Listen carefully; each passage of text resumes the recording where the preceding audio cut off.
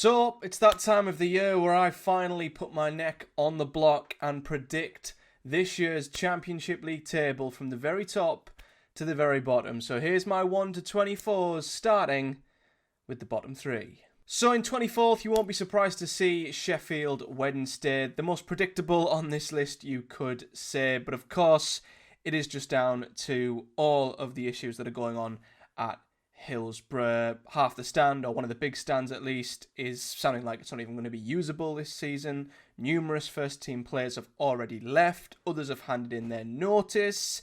Danny Roll has gone. There is just so many issues going on there. And as always, not only does that affect massively off the field, but it also ends up having a knock-on the pitch as well. These things often always do leak onto the pitch, even when they're minor, but at Sheffield Wednesday, things are massively, massively serious. And I can only pray and hope for the sake of the Sheffield Wednesday fans that this can get sorted quickly, and even if they do get a new owner in, I do feel like the ripple effect of this summer and probably the last 12 months or so under Chansiri will affect Sheffield Wednesday going forward in the long term. And quite honestly, anything above bottom of the league I think would be an absolute miracle. So unfortunately, even though I do hope they can still have a bright future, I do think the damage is done and they will get relegated into League One.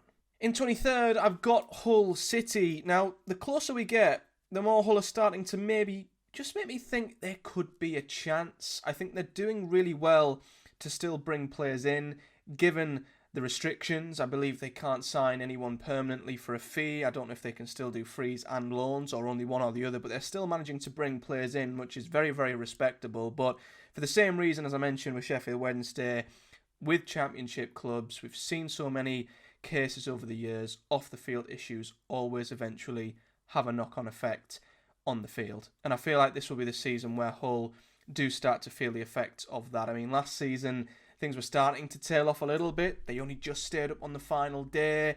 So for me, I think and this will be a similar trend with a lot of the teams I'm going to go on to mention, just because the sheer strength of the three newly promoted teams this season, a lot of them teams that were hovering just above, just survived last season, I don't think will be as lucky and will fall through the trapdoor this season. And I think Hull are just the most likely. As I said, just stayed up on the final day last season. Arguably the situation there is even worse. Even though they're still giving it a good go in the market, I do think Hull will succumb to everything that's happening there. So that's why they're going to join Sheffield Wednesday and get relegated. In 22nd, I've got Preston North End. This was the most difficult position of the three by a mile. I think a lot of people are quite dead set on the bottom two, or two of the three being Hull and Sheffield Wednesday. The third team could have been one of a number of clubs, but as I've just mentioned, it could be one of many that were circling the drain at the end of last season. It could be any one of 4 or 5 teams who could drop through the trapdoor, and I've gone with Preston. I just feel like, again, a bit like Hull, they narrowly stayed up last season. They were in free fall towards the back end of that season, and I've not quite seen enough with their incomings to suggest that they're going to be that much better off this season. I don't think they've got much at the top of the pitch, so I do feel like Preston could struggle. I do still think Heckingbottom's a good manager, but last season, I think, was a real eye-opener as to where things might be going at Deepdale. And unfortunately, where things are going to be going, in my prediction, is down to League One. In 21st, I've got Oxford United just staying up. And I think a big reason for this is Gary Rowett. I'm not massively sold and convinced by their squad. I'm by far from convinced with what they've got at the top of the pitch. I think they could really struggle going forwards this season, but I just hold so much stock in Gary Rowett as a manager, and I think the best thing they could have done long term, unfortunately for Des Buckingham, even though it seemed like a crazy decision last season, was to bring in a man like Gary Rowett, because I think he can just get so much more out of the squad at his disposal. I think any other manager, most of the managers would struggle with this Oxford side, but I feel like he is the sort of manager who will just get absolutely everything out of this team and give them a fighting chance. And I feel like he'll just about do that again. I think it could be scary. It might go all the way. It might go right to the wire. But I am going to give him the benefit of the doubt this time, even with the squad that he might have. I think Oxford are just going to stay up. In 20th, I've got Stoke City, for no other reason that it is, well, Stoke City. I think they've been gradually regressing season on season. I don't know if the last three have gone 17th, 18th, 19th, or 16th, 17th, 18th, 18th. It's something along those lines. They have just gradually regressed, and every single season we always do wonder, don't we, in the back of our minds, is this the season where Stoke finally get themselves into gear and actually show the potential, or maybe just the sort of finish we think they should have? Are they going to not underachieve? Or maybe this is just the level Stoke are at as a football club. But I'm not going to fall into that trap this time around. Once again, I'm going to keep them in and around the same area of the table until they prove me otherwise. And that is why they're in 20th. In 19th, I've got Charlton Athletic. I think they'll be fine. I really do. And I think the two big reasons for this are, I think, firstly, they've recruited well. I think they've really recruited well, given the fact that this is their first season in the Championship for quite a long time. But again, a bit like with Oxford, I'm putting a lot of stock in their manager. I think Nathan Jones was and is a Championship manager who was managing in League One. And I think he is the perfect manager for their scenario, their situation, their circumstances. He will galvanise a club, galvanise a fan base. He'll create that us versus the world mentality. He's perfect for a club like Charlton, who maybe against the odds in some regards are going to struggle to stay up. I think he will help drive them there. And I think down to the players they've recruited as well, I think they'll get there pretty comfortably. And that's why I've got them 19th. In 18th, I've got Blackburn Rovers. This is just a bit of a feeling. I kind of feel like I did this last season and they proved me wrong and they massively overachieved, but they did have John Eustace for a period. I'm not as sold on Valerian Ismail there. And I think the thing with Blackburn is I am far from convinced or reassured of their position. I feel like with the Venkeys as well, they are always teetering on the very edge of something going drastically wrong there. Now, if they overachieve again and prove us all wrong, I'll happily hold my hands up when we react to these predictions in May or June, once the season is done and dusted. But I just feel like, again, the strength of the division, the teams coming up, I look at the top sort of 7 or 8 or 9 teams and I just think Blackburn aren't going to be up there this season. And again, I just worry the slightest thing that might go wrong, they could drop like an absolute stone. So this might be harsh. I guess if you take away the position, I just think overall they're going to be a mid-table side at best. And that's why I've got them as low as 18th.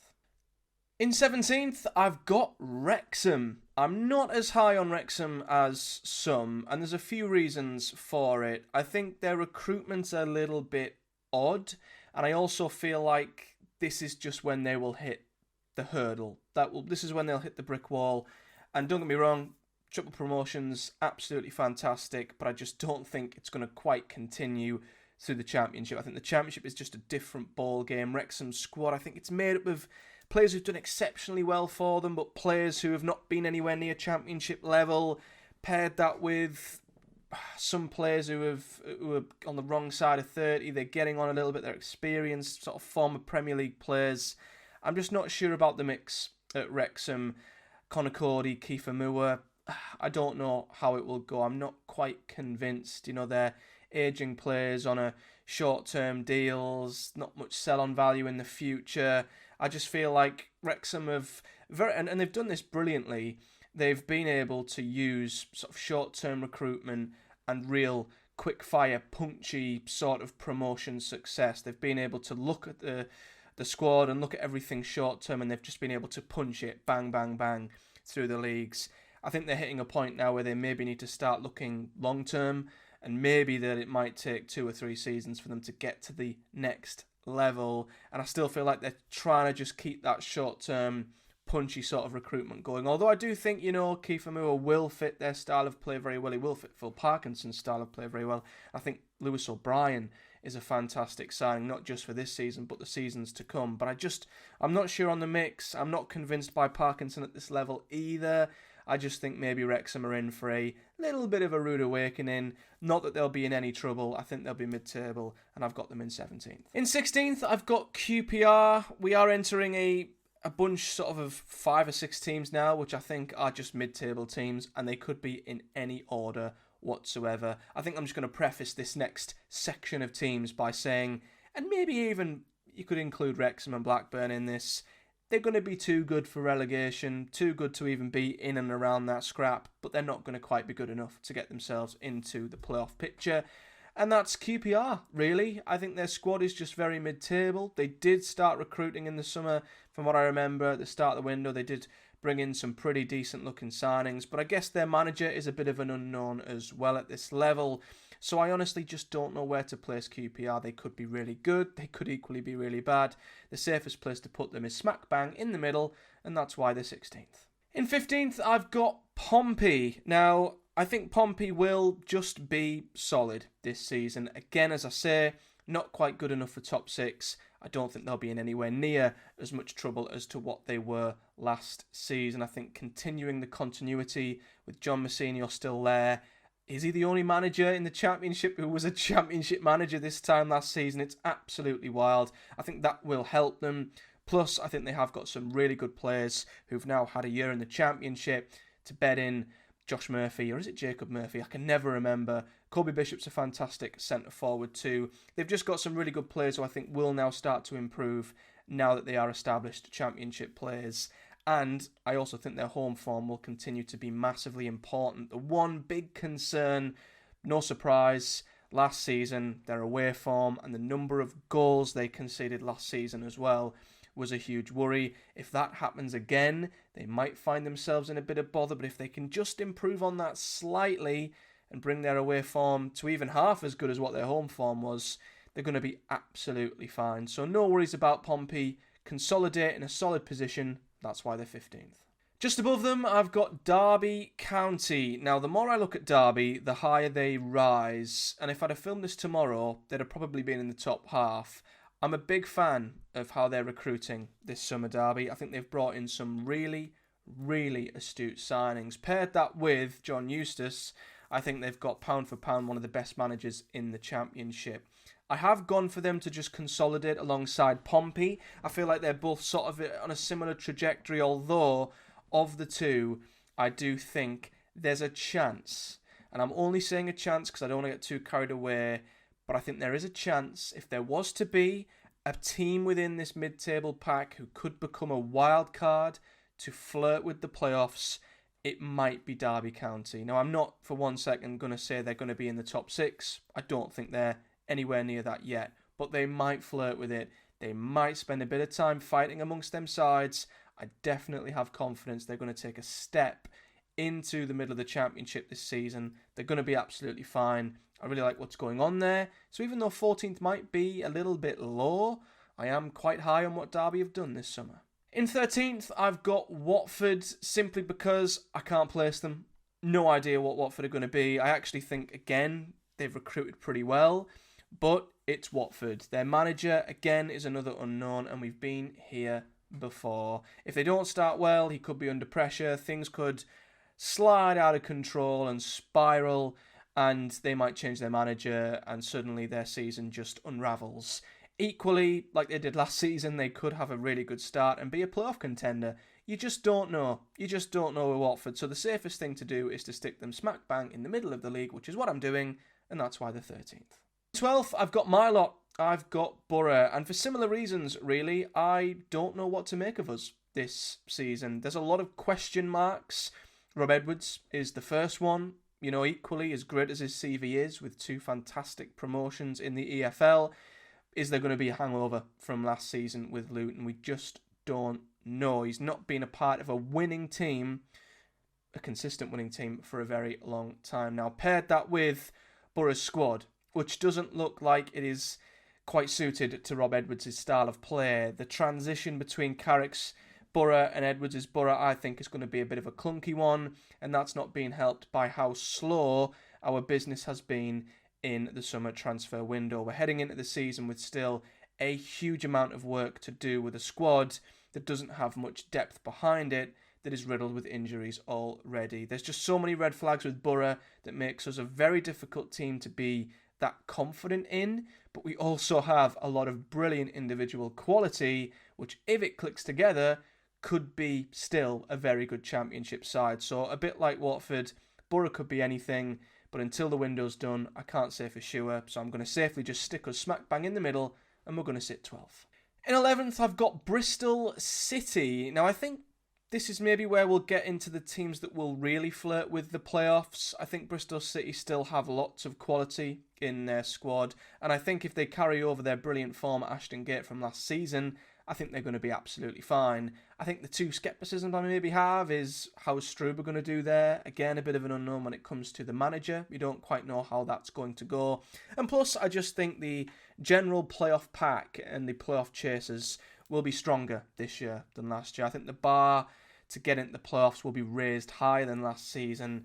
Bristol City just won't quite be there as close as what they were last season also. But I still think they'll be chasing. I still think they'll be in and around it, but not going to be quite as close this time round. I might be surprised, but I've got them 11th. In 10th, I've got Swansea City, and this is more just on a gut feeling.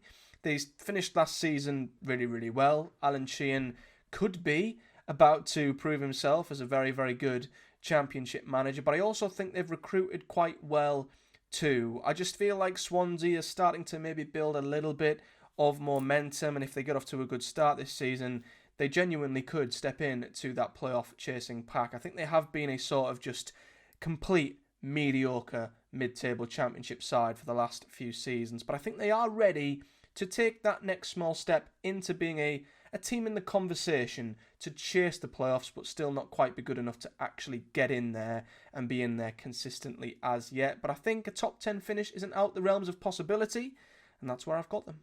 In 9th, I've got West Brom Albion. I think West Brom again will be chasing, but there are still, of course, now doubts because we don't know what to expect from Ryan Mason. I think in terms of their squad's fine. Their squad's actually quite good. I think they've got a solid Championship playoff chasing squad.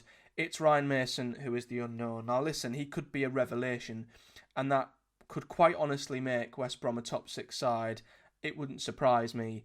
Equally, it could go terribly and they might slip into the bottom half. We honestly do not know, but I think at least looking at the squad, it is good enough to compete. It all depends on if Ryan Mason can get the best out of it and how he'll do at this level. So that's why I've safely got them just hanging outside the top 6, and I've got them in 9th. In 8th, I've got Millwall. Now, I am really hot on Millwall this season. I really like what they're doing. They're doing what I think I'd love my team Boro to do, and another team which we'll get onto a little bit shortly. And maybe it's actually a little bit harsh having Millwall 8th. I mean, they seem to always get really close to the top 6 and just fall short every season. But I think, paired with it just being a much more competitive playoff pack this season, I think. But if you also pair that with Millwall just getting better and better, I think incrementally every single season, I think they've earned the right to be 8th. I don't think this should be a surprise to anybody anymore. I think Millwall are now a consistent playoff chaser. And I think if they keep going the way they are, I think it's a matter of time before they honestly get there. They're building a squad really nicely. Given their budget limitations, they just keep adding to their squad gradually. They keep building season on season, and they're building to their strengths as a football club. I think they're going to be a very, very tough, awkward side this season. I think Alfie Doughty is an outstanding signing, and I think just with how physical they are up front with Ivanovic, Josh Coburn, Alfie Doughty putting them balls into the box, whether it's crosses or free kicks or dead balls, they're going to be an absolute nightmare. Paired that with Alex Neil, I think is a very good Championship manager. Like John Eustace, pound for pound, one of the best. I think Millwall are a team to watch. And even though I've got them in 8th, I would not be surprised in the slightest if they surprise us all and they were in the top 6 at the end of the season. Now in 7th, I've got Leicester City. Now hear me out. I felt like this year's Championship is looking a tad predictable, which isn't a good thing. And I just thought if there was a chance for me to do something a bit bold and different, it was 6th and 7th. And that's what I've done. Listen, Leicester still have a ridiculous squad. And I guess it's around two things, really. How will Cifuentes deal with stepping into a side, I guess, with the parachute payments and the quality of squad that Leicester will have. But equally, they might have a 9 points deduction. Now, we saw last season, and we've seen in recent seasons, unfortunately, the gap between the automatic promotion contenders and the playoff chasers is way more than 9 points. Literally, the gap between Sheffield United and Bristol City last season was like 22 points. So, a 9 point deduction doesn't really do all that much damage to a parachute payment team. I think they'll make that up no problem, and they'll definitely be in the playoffs. I do think the 9 points deduction, if it happens, rules them out of top 2 instantly, because you just can't give the top 2 a head start like that in the championship these days. The automatic promotion race is relentless nowadays. But I still think they'll be in the playoff pack, they'll be in the chasing pack, but I just thought maybe with, I don't know, a relegation hangover, Will Cifuentes hit the ground running there, maybe the knock-on effects of a points deduction, they'll still be in the fight, they'll still be in the pack, in the playoff pack, but yeah, I found it interesting to maybe predict them to just finish on the outside. And inside, that means in 6th, I've got Norwich City. I'm quite high on Norwich as well this season. I think they've recruited brilliantly. I mean, obviously, Science has gone, Sargent might follow, but I've really liked the players that they've brought in. They really have backed Liam Manning. And again, that's what I wish Boro would do. Brand new manager through the door, back him. They've really backed Liam Manning, and I think he is a very good manager. And I think he proved last season with what he did at Bristol City, he can get a team who maybe wasn't expected to be in the top 6 in there. And I think Norwich have got a better team than Bristol City as well. I think Carrow Road can be a fortress, as we've seen over the last couple of seasons. So I think they've got everything they need to be a playoff side. It's whether they can all knit together. But I'm quite big on Norwich. I like what's going on there. I think last season they underachieved massively, and I think they've got a cracking shot of getting in the top 6. In 5th, I've got Coventry City, the ever-consistent Coventry. And they are the other side who I mentioned earlier when talking about Millwall, who I am super envious of as a Boro fan. They are the model for me as to how a team who don't have the benefit of parachute payments can build a squad just slowly over seasons, bit by bit, season on season. They incrementally build every single year, and they basically maintain their core and allow themselves to be a consistent championship playoff challenger every single season. 2 of the last 3, regardless of if they've changed their manager, if they've had a slow start, they always find a way. They maintain their core, a very good strong core of championship players. And if they lose a player, if they sell a big signing, they find a way of reinvesting it really well. And they just add 1 or 2 players. They don't have a huge turnover of squad every season. They don't have to rebuild their squad every summer, which is exactly what we have to do at Boro. There's no continuity there. There's no real building. It's just all over the place at Boro. It is scattergun, whereas Coventry, they keep that core, 7 or 8 and 9 really solid championship players. They add 1 or 2. Kessler Hayden, a perfect example this summer of a player that they've added to just improve their squad that little bit more. So I think Coventry are the model as to how a side consistently challenges for the playoffs every season. I still just think the gap to the very top in this league now is just way too big. It's ridiculous. It makes it impossible for a team to compete unless you do something mental like what Ipswich did the other season. But I've got no doubt Coventry, if they just keep doing everything right as they are, they'll be in the top 6 without a doubt, and that's why I've got them in 5th. In 4th, I've got Sheffield United. Now, the best way to describe where I think Sheffield United will be, if you think of what Sunderland were last season and what West Brom were the year before, they were just so comfortably in the playoffs, it was ridiculous. They weren't quite close enough to the top 2, but they were so far clear of 7th, they could just put their feet up and chill and relax. And that's exactly what I think Sheffield United will be this season. I still think they've got a good team. I still think they've got a good squad. How will they react from the playoff final hangover? We're not too sure. And of course, it is a big step up for Ruben Sellers. Don't quite know how he'll do there, although I do think he will do well enough. But I just think the top 2 are just going to be too strong. But I think at the same time, Sheffield United are still just too far ahead of a lot of the teams we've already discussed in this video. So they will be that comfortably settled 4th place side who's probably going to have their playoffs, absolutely done and dusted and solidified by like March. And then we'll see what happens from there. But they'll definitely be in the playoffs, and that's why I've got them 4th. In 3rd, I've got Birmingham City. Now, a lot of people have gone quite hot, quite quick on Birmingham, and I'm worried I might have done the same. I might be getting caught up in the hype. I might be getting caught up in all the noise, but I think at least they'll be a playoff side. I really do. I think, of course, they've already come up with what I think is a mid-table championship club, but they've invested so heavily and so well. I don't think they've just spent money for the sake of it. I think the players they've brought in are really, really good. I think that's going to definitely make them a playoff contender. But the reason why I've got them third is the momentum.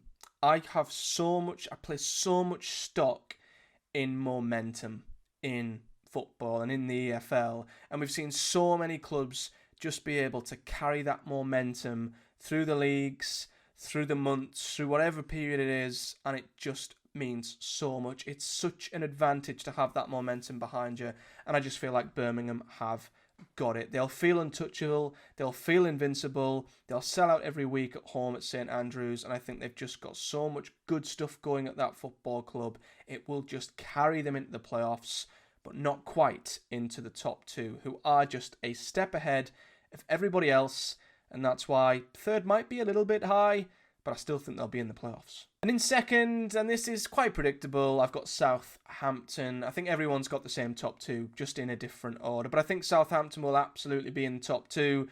I think they've got an unbelievable squad for this level. I think their attacking lineup especially is absolutely terrifying. If you had one doubt, I guess it's how Will Still will do at this level, but I think he is such a good up-and-coming coach. I think things would have to go disastrously for them to not be in the hunt for the top two. I guess the only worry is how will they get over last season, because it was a pretty damning season where they lost a lot of games. But I guess Sheffield United proved last season you can just brush that aside and crack on in the Championship if you've got the kind of right mentality. And I think if Southampton can do that, they'll be in and around the top two all season. The squad they've got is an absolute joke. So for me, they should absolutely be in the conversation for the top two. And I think if they don't get in there, it would be an underachievement. And top of the tree, like a lot of others, I've got Ipswich Town. Now, Ipswich have got everything. I've talked about clubs who've got good managers, but maybe not the best squads. You know, managers who get the best out of their squads and essentially carry a side. And then I've spoke about teams who've maybe got new managers, like Sellers and maybe Cifuentes at Leicester, but they've got brilliant teams. Ipswich have both. Not only have they got a team that is already ridiculous, they might already be spending a ton more money to improve it, but they've also got, I think, the best manager at this level right now. And you just look at the job that McKenna did with Ipswich 2 years ago when they had a squad full of players who were in League One. What he did that season was mental. This season, he's got a squad that is so much better than that. So if all goes well, he doesn't get poached away, if they just keep the squad they've got now, it is a Championship cheat code. And if they even add to it and spend, then God help everybody. For me, and with McKenna at the helm, I just think Ipswich are a shoo-in to be in the top two, and I can't look past anybody else right now to be the team who go up as champions. So guys, there's my 1 to 24 prediction. Let me know yours in the comment section below, and as always, be respectful if I didn't put your team where you liked. Everyone would have wanted their team to be higher. Trust me, I don't want Boro to be 12th, but this is my realistic look on where I think every team will be in the comments. So be respectful, be nice in the comments, let me know where you think your team will be, as well as just your general 1 to 24s in the comments. But until next time, do hit a like on the video if you've enjoyed it. Subscribe for much more football and championship content to come. I'm going to try and get a prediction video out for the first week of the season, but I've got that much content to do, I might not be able to do it. So watch this space to see if we can get a prediction out for week 1 in the championship. But until then, take care. Thank you very much for watching, and I'll see you all in the next one.